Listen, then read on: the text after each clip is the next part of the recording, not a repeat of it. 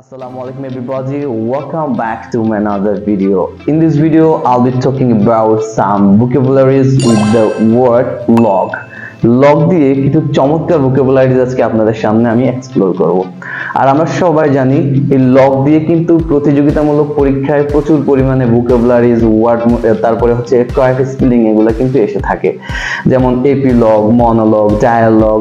হ্যাঁ, সো আজকে আমরা শিখব লগ দিয়ে। প্রথমেই হচ্ছে প্রলগ, PROLOGUE, প্রলগ। স্পেলিংটা অবশ্যই মনে রাখতে হবে, LOGUE, log, right. So Prolog এর মানে হচ্ছে প্রস্তাবনা বা ভূমিকা।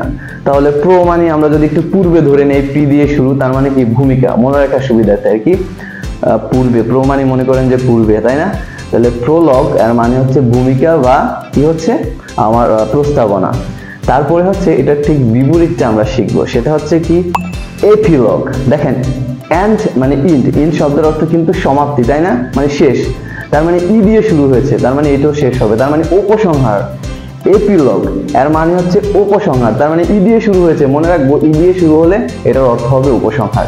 এপিলগ এর মানে হচ্ছে উপসংহার। তারপরে যেটা আছে সেটা আমরা সবাই জানি, সেটা হচ্ছে কি মনোলগ।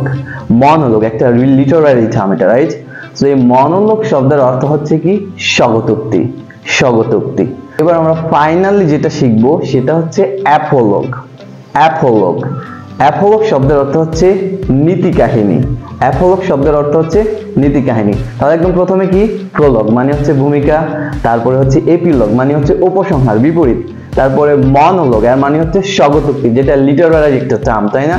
তারপরে একদম শেষে যেটা শিখলাম সেটা কি শিখলাম আমরা, অ্যাপোলগ এর মানে হচ্ছে কি নীতি কাহিনী। সো এতক্ষণ সাথে থাকার জন্য অনেক অনেক ধন্যবাদ।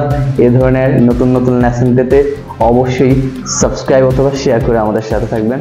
আসসালামু আলাইকুম।